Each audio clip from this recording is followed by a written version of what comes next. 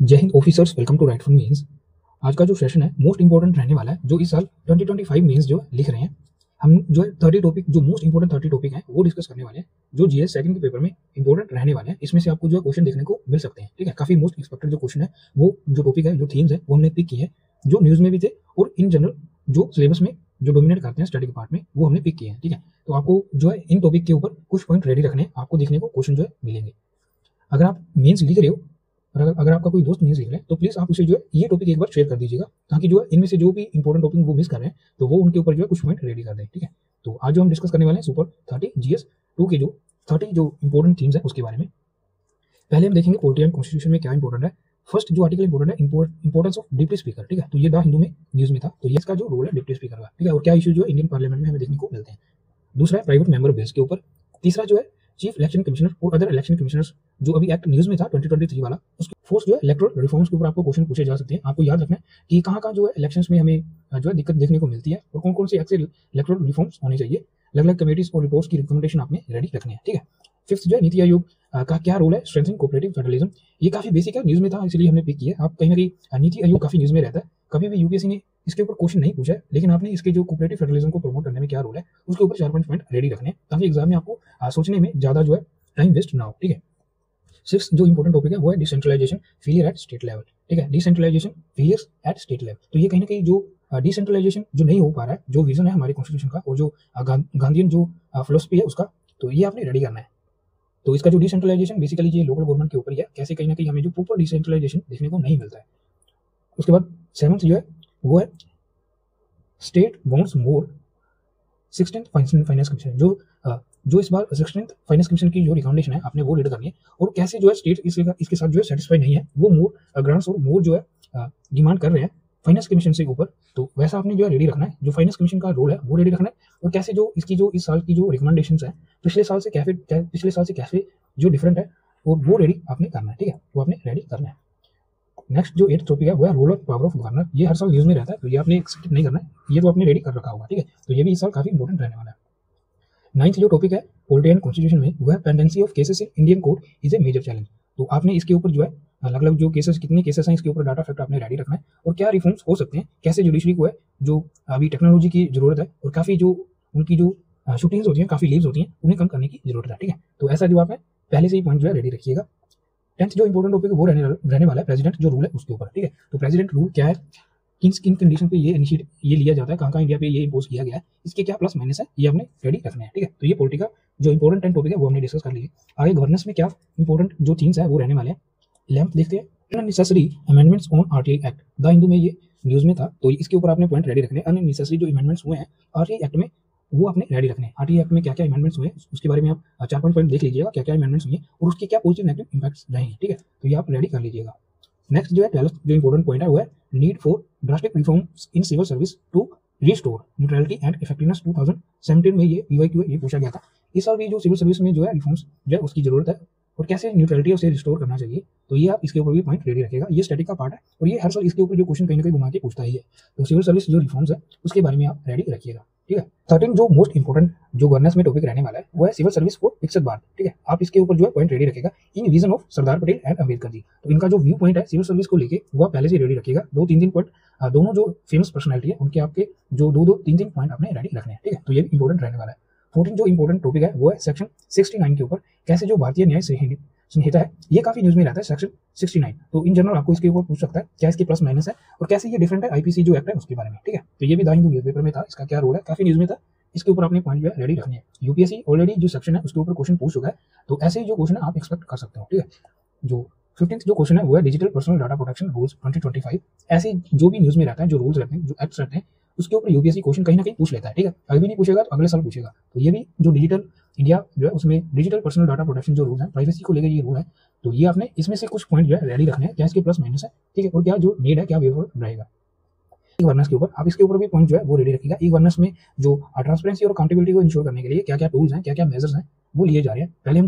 पहले क्या क्या जो चैलेंजेस देखने को मिल रहे हैं ट्रांसपेरेंसी एंड अकाउंटेबिलिटी को इंश्योर करने में, उसके बाद क्या जो इनिशिएटिव्स हैं जो इंडिया ने लिए हैं ई गवर्नेंस को प्रमोट करने के लिए, उसके बाद आपने जो है वे फॉरवर्ड वो रेडी रखना है। तो ये एक थीम आपने रेडी रखना है, काफी इंपॉर्टेंट है, ये 2023 में पूछा गया था।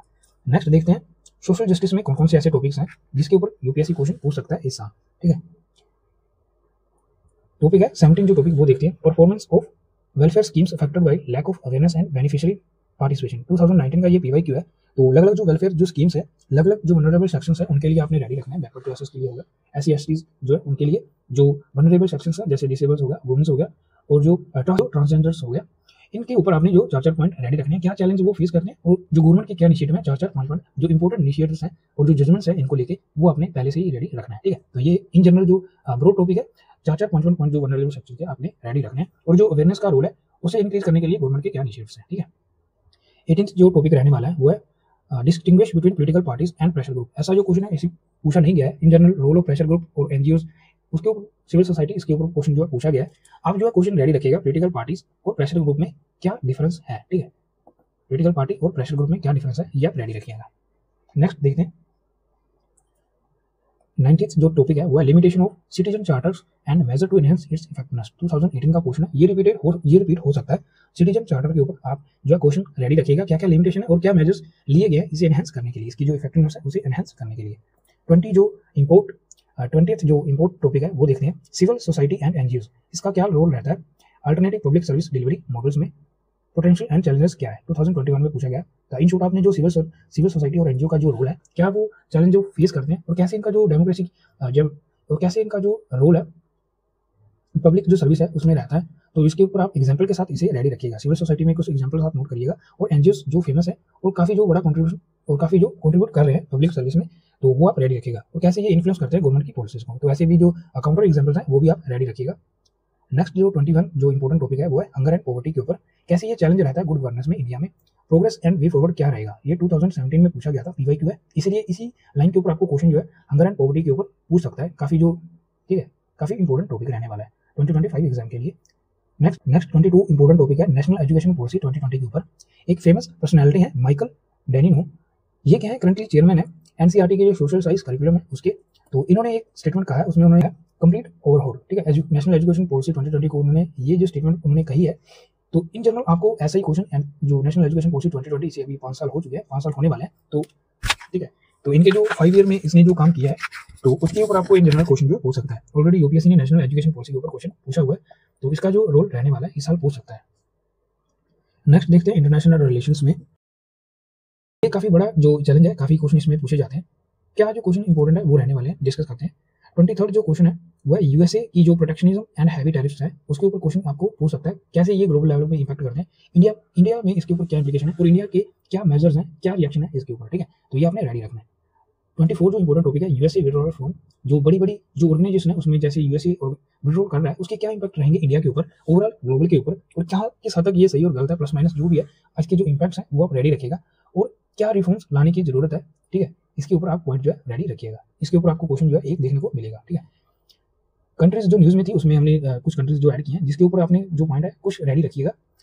यूपीएससी कैसे भी क्वेश्चन पूछ सकता है। इंडिया और जो सिंगापुर है उसके ऊपर, भूटान के जो किंग है वो आए थे उसके ऊपर, और जो रेजिम चेंज बांग्लादेश में हुआ है, ठीक है, बांग्लादेश के ऊपर इस साल, पिछली बार उसने जो पूछा था इंडिया की जो नेबर कंट्री है उसके ऊपर पूछा था, इस बार भी ऐसी कोशिश उसकी रह सकती है, वो भूटान के ऊपर और बांग्लादेश के ऊपर। इसके ऊपर आप जरूर पॉइंट रेडी रखिएगा, कहीं ना कहीं क्वेश्चन पूछा जा सकता है। ठीक है, क्यों इंपॉर्टेंट है वो भी बता देते हैं। जैसे इंडिया सिंगापुर में जो है 60 ईयर हमें जो है स्ट्रेटेजिक जो हमारी डिप्लोमेसी है उसमें कंप्लीट हो गए हैं, तो इंडिया की क्या एक्ट ईस्ट जो पॉलिसी है, इंडिया पैसिफिक में इन दोनों का क्या रोल है जो स्टेबिलिटी को इंक्रीज करने में, वो आप रेडी रखेगा। अलग अलग डिमेंशंस में कवर कर लीजिएगा, कल्चर में, जैसे कल्चर में होगा, इकोनॉमिक्स में होगा, पॉलिटिक्स में होगा, और एनवायरमेंटल जो ग्लोबल इनिशिएटिव है उसमें, डिफेंस में, ये अलग अलग जो डिमेंशंस है उसमें आप इसकी जो 60 साल अभी जो कंप्लीट हुए हैं हमारे, तो उन डिमेंशंस में, उन पॉइंट में आप एक एक एग्जांपल रेडी रखिएगा। ठीक है, भूटान के जो किंग है 2025 में इंडिया में आए थे, ये हमारे प्राइम मिनिस्टर और प्रेसिडेंट उनके कहने पे आए थे, तो ये भी आप रेडी रखिएगा। जो भूटान के साथ हमारा जो रिलेशन है, क्या क्या चैलेंजेस है और क्या क्या ये हमारी जो स्ट्रेंथ है हम दोनों के बीच में क्या रिलेशन है, उसके ऊपर पॉइंट रेडी रखिएगा। ठीक है, जो बांग्लादेश में आपको पता है जो गवर्नमेंट चेंज हुआ है उसके ऊपर आप क्वेश्चन, जो बांग्लादेश के साथ हमारी जो रिलेशन है उसके ऊपर क्वेश्चन कर लीजिएगा। इंडिया चाइना 75 ईयर हमारे कंप्लीट हुए हैं हमारी जो डिप्लोमेसी में, तो इंडिया और चाइना के ऊपर इन जनरल क्वेश्चन पूछ सकता है। इंडिया और ऑस्ट्रेलिया में 75 ईयर जो डिप्लोमेसी है वो रिलेशन हमारी कंप्लीट हुए हैं, इसके ऊपर क्वेश्चन पूछा जा सकता है। इंडिया और न्यूजीलैंड में जो टॉक जो चल रहा था मार्च 2025 में, ये न्यूज में था, काफी इंपॉर्टेंट न्यूज में था। यहाँ पे हमारा जो एक एग्रीमेंट हुआ है उसमें ट्रेड, एजुकेशन और इंडो पैसिफिक कोऑपरेशन कैसे इंक्रीज होने वाला है, तो इंडिया और न्यूजीलैंड ये भी काफी इंपॉर्टेंट रहने वाला है। ठीक है, तो यूएई क्राउन प्रिंस विजिट किए थे, कैसे एनर्जी इनिशिएटिव, जो एनर्जी सेक्टर में इन्वेस्टमेंट और जो स्ट्रेटेजिक पार्टनरशिप है वो इंक्रीज होने वाला है हमारा यूएई के साथ तो ये यूएई के जो प्रिंस है वो विजिट किए थे। तो इस साल पर्सनली अगर आप पूछे तो सब में से जो इंपॉर्टेंट है वो यूएई है। ठीक है, आप इसके ऊपर जो क्वेश्चन रेडी रखिएगा, आप एक्सपेक्ट कर सकते हो कि मिडिल ईस्ट पे इस बार क्वेश्चन फिर से पूछा जा सकता है। ठीक है, नेक्स्ट जो है प्राइम मिनिस्टर मोदी जी ने विजिट किया था गुयाना में। तो कैसे गुयाना हमारे लिए इंपॉर्टेंट रह सकता है, इसकी जो स्ट्रेटेजिक जो लोकेशन है, कैसे ये इंडिया को हेल्प करने वाला है, तो इसके ऊपर आप पॉइंट रेडी रख सकते हो। ठीक है, नेक्स्ट देखते हैं।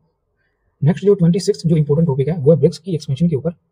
जो अभी ब्रिक्स की जो एक्सपेंशन हुई है उसने जब रिसेंटली ऐड किया इजिप्ट को, इथोपिया को, ईरान को और यूएई को।